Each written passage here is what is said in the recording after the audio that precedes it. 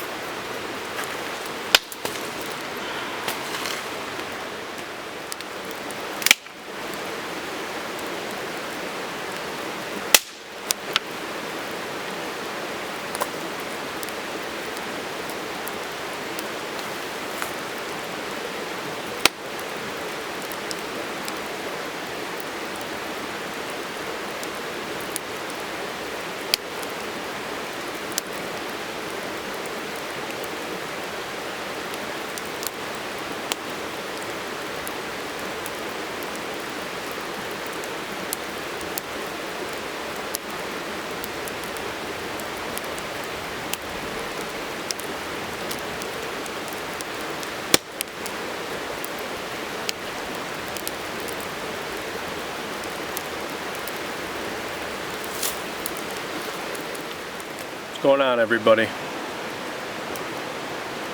Been a while since I made a video. Well, 2 months, I think.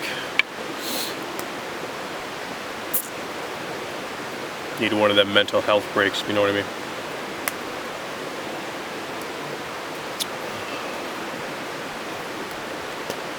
A lot of rain last night and sprinkled on my way in this morning, but I was able to find some semi-dry birch, which you saw, lit up without a problem. Split wood helped though to get the base coal started well. Just about everything I'm using is damp in some way or another. Of course, you have the whole thaw through this area that I'm in. So getting firewood on this whole plain here floods over. Probably a couple weeks ago I had running water through. As you can see where I have my where my fire is right now is in one of these washaways here, which will, you know, clear away any trace of me. Probably next thaw. But I'll get rid of most of that today anyway, so it won't matter.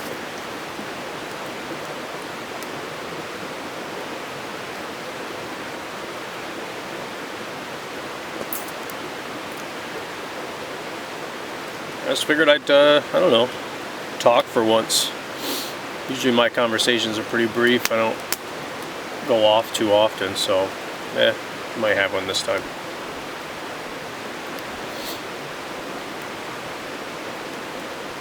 Somebody might ask, my buddy Alex made this Kuksa for me. It's out of birch. I don't know, so it'll look different than my Kuplika cup that I always have, and I still use that at home. But I wanted to take this out today, hang it off my pack.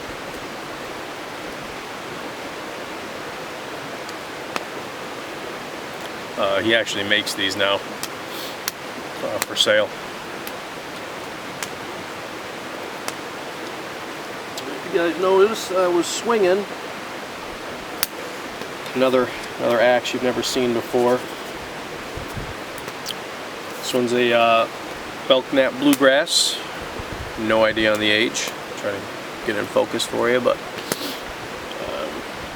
yeah, I could only take a stab. I mean, it could be 50, 60, 70 years old. I have no idea. But it's just a boy's head. Nice bit of bit left on it. I polished it off, but great performer today.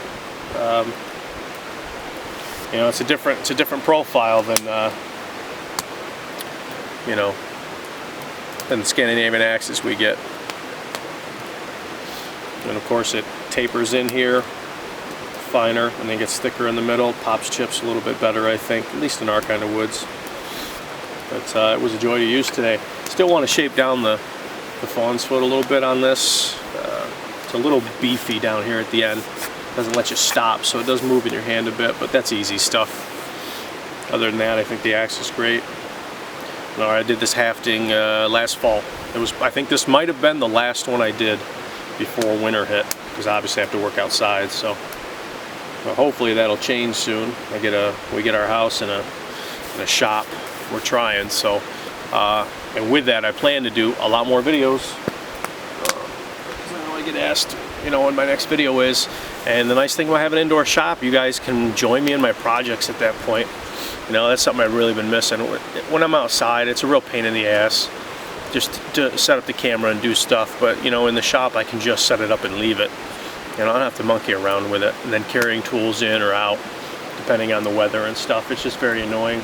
But hopefully soon it won't be a problem anymore. Other than that, nothing new in the world of bushcraft for myself. You know, a new Kuksa. Got an axe out that I hafted last year, wanted to use. Did get another new pack. Yeah, I know. I know you guys probably by now who follow my channel know that I use that Eagle Industries Spectre Patrol pack, and I've had that a few to 4 years maybe. I can't even remember now. It's definitely more over 3. But I did sell it. So somebody might be surprised to hear that. I love that pack. I really did. I did sell it though, because I don't like to go and hawk on anything. I don't like any debt, so I have to sell something to get something nice. So I did end up selling that pack, and I got a good price for it. It's a rare pack to get a hold of in that style and that color. But I did get my Frost River Isle Royale, so I was really happy to do that. And you know, some of you guys might think it's Gucci kit, you know, getting that fancy stuff. You got to spend all that money. You absolutely don't. I can do everything I'm doing now with a JanSport backpack, but I like canvas and leather, and it's a pack that's built to. I'm going to hand that to my boy when I die, you know. So that pack will last me forever. The warranties with it are great, so you're getting a lot out of it. I mean, it's a gorgeous pack, and I'll probably cut video and show you that here in a few minutes. I'll have another cup and then stoke the fire up a bit, and then I'll do that.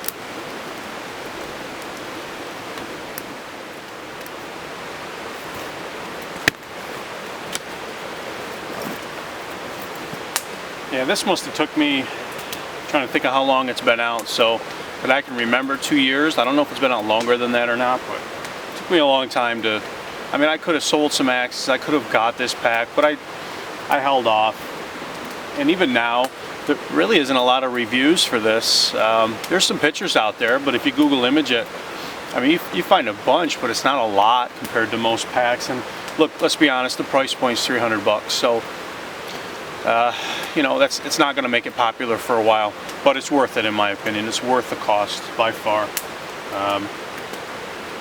So like I said, I had to sell things to be able to get things like this. So I'm never in the hole when I come to buy gear. I always make sure that I give up something to get something, and you know, I was happy. This is a great purchase. It's like a tank. I mean, I don't know what else to say about it. I'm not reviewing it, so don't go there, guys. I don't want to be a reviewer. I'll be known for that. Just showing it to you. I mean, I'll take some pictures of it.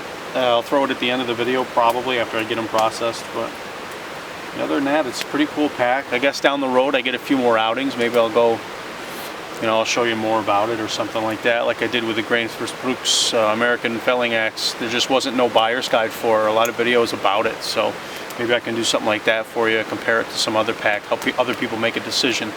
But I don't want to look at it as a review. But I do like it. It offers me a lot of room to expand this out for long treks, overnights, weekends, and stuff like that. But I can cinch it up tight for a day hike like today. Just bring it in taut like this. I'm going to replace this paracord and cinch with actual latigo, some real nice stuff like that. I think that would look nicer. But outside of that, it's pretty cool. I'm not even all cinched the way in at the top for this. I can cinch there. I can cinch all the way down the pack. The belt rides nice, right where I like it, right above your waist. Not where your belt is, which I think is uncomfortable. It's above that, so it doesn't interfere with my knife or anything that I have on my belt at the time. So pretty cool. It does have a chest strap too. And everything on this is just overbuilt. It's crazy, man. It's awesome. Yes, it is a little heavy, so if you're one of them ultralight, savvy type people and you want to cut your weight, then, you know, go somewhere else. This ain't for you. If you want something bulletproof that, you know, I guess the best way to put it is puts up with the, I don't know, the torture we put some of our gear through. I think bushcrafters or woodsmen in general, we don't just walk trails. I get off the trails like today. I brush against trees. I have to power through brush sometimes and weeds and things like that, and you can beat up a pack pretty good. That's, you know, that's the benefit of canvas. It can sit there and take it and keep on going. The other reason I like this pack above some of the others is well, it probably doesn't translate on video. When you put it on and everything's cinched up, it's got a very slim profile. It's narrower. It's not wide and bulky over the sides. So when I, you know, trek through the wilderness and stuff, like I did today in some places, you don't notice the pack brushing on you. So it does make the trek a lot nicer. Hopefully that makes sense to you guys. So I know I'm rambling a lot this video, but you know, I figured we'd all catch up. So I hope you enjoy it. You'll see it in future videos. So what's going on, guys? Yeah, I'm gonna step in front of the camera for a bit, talk a little more. It's probably gonna turn into one of them rare long videos, like 30 minutes I imagine, but getting out's kind of tough lately, so kind of rolling a lot into once. So this little segment here is something I think is long overdue for myself. As a lot of you know, probably not everybody, I am a huge supporter, and also I help run the site at bushcraftusa.com. If you don't know what it is, by all means, go over and check it out, bushcraftusa.com. It's a forum community, but it has a lot more than that as well.